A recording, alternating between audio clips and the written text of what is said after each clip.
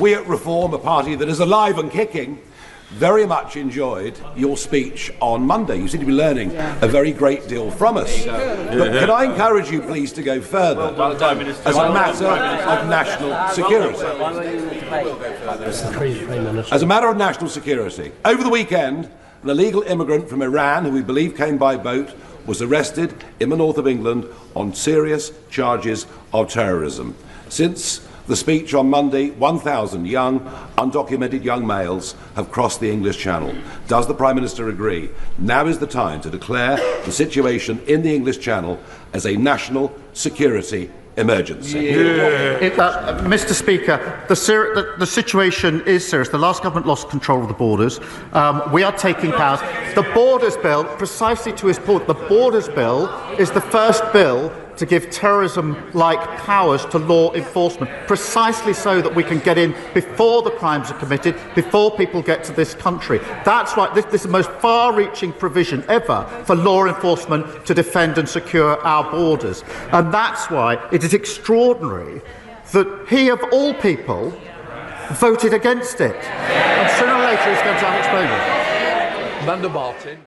The atmosphere inside Parliament was unlike anything the Labour leadership had imagined. Keir Starmer began composed, prepared to defend his programme and his vision for the nation. He spoke as though his voice could still command authority.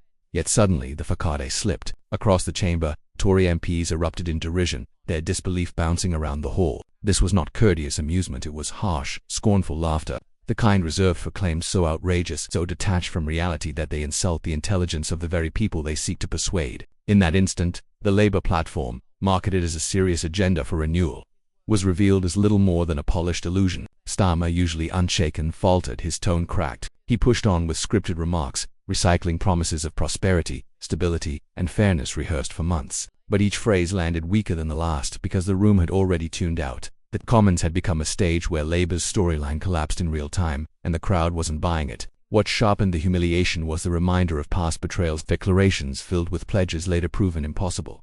The laughter wasn't just directed at Starmer. It targeted a history of duplicity that had finally caught him. What cut deepest was the remark from the backbenches, a beautifully crafted bestseller, moving yet like the salt path, a complete bundle of lies. The phrase, razor-sharp, sliced through the air. It captured the absurdity of Labour's stance with ruthless clarity. In that moment, the chamber united in derision. Even normally silent MPs couldn't resist grinning. It was as though the curtain had lifted and the truth that Labour's commitments were hollow could no longer be denied. For millions at home, the sight was startling. This was not the assured Keir Starmer featured in polished news interviews. This was a leader trapped, caught in a storm of mockery without escape.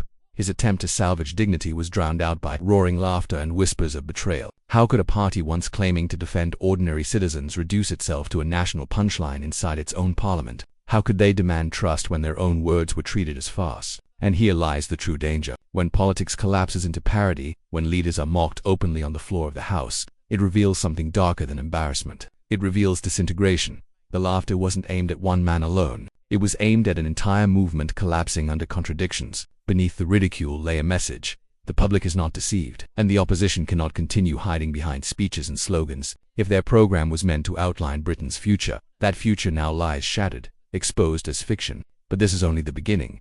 For beneath those jeers and chuckles lies a deeper conflict, a struggle over honesty, over responsibility, and over whether people will ever again trust Labour's pledges. And as the Commons roared, Starmer's silence spoke louder than anything else. As the hall filled with laughter, the moment dragged on longer than anyone expected. It wasn't just heckles or the usual interruptions of debate. It was wave after wave of derision rolling across the benches, like the crash of a breaking dam. And the man at the center, Keir Starmer, could only stand there clutching his notes, his face suspended between defiance and disbelief. He tried to conceal it, tried to appear unmoved, but every pause betrayed the truth. The authority he assumed had vanished.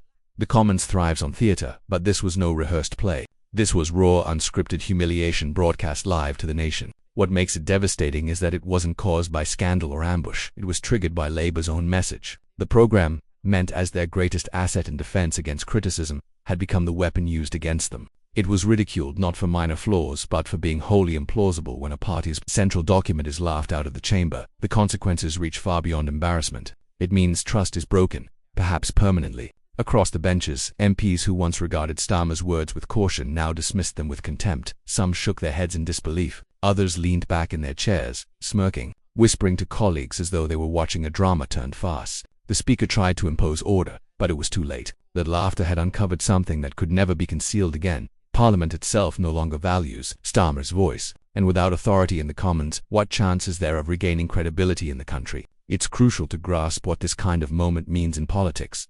Laughter may appear harmless, but in Westminster it is lethal. It tears away legitimacy in a way no formal rebuttal or cutting critique ever could. A blistering attack can be answered, statistics can be disputed, and charges can be denied.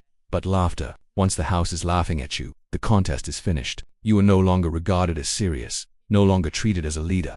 You become the punchline, and that is what befell Keir Starmer. His authority collapsed, not with thunder, but with a laugh. The irony is almost cruel. For months, Labour figures had insisted their program was different this time, that it was credible, costed, and realistic. They presented it as a contract with the nation, a text that could restore belief in politics. But instead of building trust, it drew ridicule. Instead of uniting the chamber, it united them against Starmer. And the image that will linger is not of a confident leader outlining a vision for Britain, but of a man jeered, interrupted, and drowned out by colleagues' derision.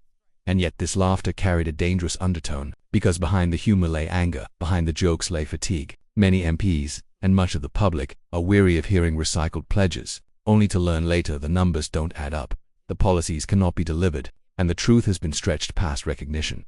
The laughter was a release of that frustration, a collective way of saying enough is enough. No more lies, no more hollow words, no more pretense. But here is where the story turns darker. When opposition leaders are mocked in Parliament, when their manifesto is branded a pack of lies, what does that mean for democracy itself? It means the public cannot trust what they are told. It means politics has become theatre where deceit is expected and truth is the rarest commodity of all. That is not just Labour's problem, it is Britain's problem, and the longer it continues, the more dangerous it becomes for the country. For Starmer, the humiliation may pass in headlines, but the memory will remain. Every time he stands at the dispatch box, every time he repeats prepared lines, MPs will recall the day the chamber erupted in laughter. They will recall the moment Labour's claims collapsed under scrutiny, and voters too will remember. Because when the cameras captured Starmer standing helpless while the Commons mocked him, they captured more than an embarrassing exchange. They captured the disintegration of credibility, and once credibility is gone, it seldom returns. This was not merely a bad day in Parliament, this was a turning point. And as we peel back the layers of this humiliation, we begin to see why the laughter was not only justified but necessary, because only by exposing deception in plain sight can truth finally surface. The mockery in Parliament was not conjured from thin air. It wasn't about one speech or one moment. The eruption of laughter came because MPs, journalists, and the public had already seen through Labour's glossy promises. Starmer's programme, presented with polished fanfare and draped in words like hope, fairness, and change, collapsed under the weight of contradiction. It was the illusion of substance without reality to sustain it. And that is why, when those words were repeated in the Commons, the chamber could do nothing but laugh. They were not laughing with him. They were laughing at the emptiness of what he offered. Take the pledges on the economy. Labour painted a vision of prosperity, stability, and renewed growth. But the figures, when examined, told another story. Huge spending promises with no clear path to fund them. Bold targets with no explanation of how they would be met. Starmer spoke of creating jobs, reducing debt, protecting services, all at once as though the rules of economics could be suspended with a stroke of the pen. Too many MPs, this was not leadership. It was theatre. It was selling dreams dressed as policy, and when that theatre was exposed, the curtain fell with brutal laughter. Then there were the pledges on immigration and security, issues central to public trust. Labour spoke of compassion and fairness, of balanced measures that would defend borders while maintaining humanitarian values. Yet the record revealed another tale. Years of weakness, indecision, of saying one thing in public while doing another in private. So when Starmer repeated those lines in Parliament, the response was not respect, but mockery.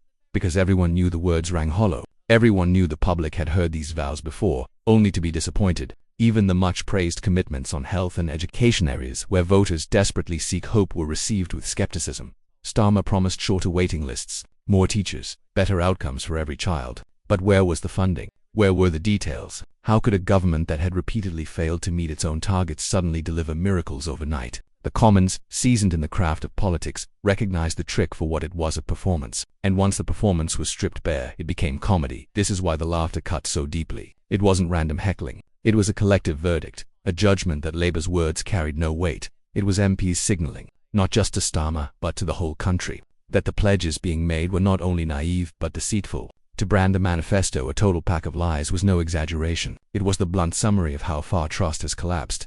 And here's the tragedy. A manifesto should be a sacred pact with the people. It is not merely a checklist of proposals, it is a declaration of principle, a statement of purpose, a vision of tomorrow. For Labour, it should have been the platform on which to rebuild their reputation and restore their legitimacy. Instead, it became their greatest liability, their Achilles heel. Because once you dress falsehoods as truth, once you ask citizens to place their faith in promises that cannot be kept, you are not just misleading, you are betraying. And betrayal always carries consequences. That is what the laughter in the Commons really meant. It wasn't simply about Starmer's embarrassment. It was about an entire political force being weighed and found wanting. The sound of that laughter was the sound of a party forfeiting seriousness. And the danger for Labour is that those outside Westminster heard it too. For if MPs can laugh at Labour's vows, why would voters believe them? But this tale doesn't end with mockery. Because beneath every broken pledge lies something even more dangerous and deliberate, a calculated attempt to bury the truth. And as the Commons exposed Labour's dishonesty, questions began to surface about what else they might be hiding, what other facts might be buried beneath the polished speeches. When laughter fades in Parliament, something more sinister often follows. Silence, and silence in politics is never innocent. Because silence is where the cover-ups begin. As the Commons ridiculed Labour's claims, another story hovered in the shadows. A story of buried reports, avoided questions, and a desperate effort to keep uncomfortable truths from the public eye. And this is where Starmer's humiliation turns from comedy into something darker. Take the issue of reports that never see daylight. Time and again, when scandals threaten the party's image, the first instinct is not openness but secrecy. Inquiries are delayed, findings diluted, or entire documents locked away for officials only. And the pattern is always identical. Promises of transparency made on camera, while behind closed doors the shutters come down. When Starmer was challenged on such matters, his answers were slippery at best, evasive at worst. He shifted, he dodged, anything to avoid the unvarnished truth. And that is what infuriates the public most. Not just the falsehoods themselves, but the refusal to admit they exist. We saw this when questions arose about grooming gangs, about failures of accountability, about glaring biases in official reports. Instead of clarity, we got obfuscation. Instead of responsibility, we got silence. And worse still, we witnessed a deliberate effort to bury the conversation itself, to shut down debate by branding it offensive, divisive, or politically inconvenient. But here's the danger. When leaders suppress the truth doesn't die. It festers. It grows. And eventually it erupts with a force that cannot be contained. That is exactly what unfolded in Parliament when Labour's lies were laughed out of the chamber. It wasn't just about the manifesto, it was about a deeper sense that the public had been deceived, manipulated, and silenced for too long. The Commons' laughter was not only ridicule, it was a warning bell echoing against walls of secrecy, because people are beginning to ask, if they lied about the manifesto, what else are they lying about? If they are hiding one report, how many more remain locked away? If they can smirk at their own deceit, what does that reveal about the contempt they hold for those who once trusted them? And this is where Keir Starmer faces his gravest danger. Because mockery can wound a politician, but exposure can destroy one. Once a pattern of deception and concealment is revealed, it cannot be unseen. Every pledge becomes suspect, every statement becomes a question mark, and every silence becomes an admission of guilt. For the public, the silence is deafening. They watch debates skirt around the real issues. They hear evasive replies where honesty should stand. They learn of reports that exist but are never published, inquiries that conclude but never surface, and investigations that mysteriously vanish. This is not accountability, this is concealment. And concealment is nothing less than betrayal. The laughter in the Commons may have sounded light-hearted to some, but in reality it was the breaking of a dam. Because once lies are mocked openly, people begin demanding answers. Once secrecy is exposed, the call for openness grows louder, and once evasion is revealed, trust vanishes forever. This is why Labour's leadership looks so unsettled. They know the walls are closing in. They know the truth can only be buried so long before it bursts into the open. And when it does, no amount of polished rhetoric or carefully packaged manifestos will save them. Because the public is not blind, they can see the pattern. They can see the deception. They can see the silence. And they are beginning to realize that the greatest danger facing this country is not merely poor policy. It is the deliberate effort to conceal the truth. And so the question becomes, what happens next? Because laughter may have exposed the falsehoods, but it is the pursuit of truth that will decide whether Labour survives this storm at all.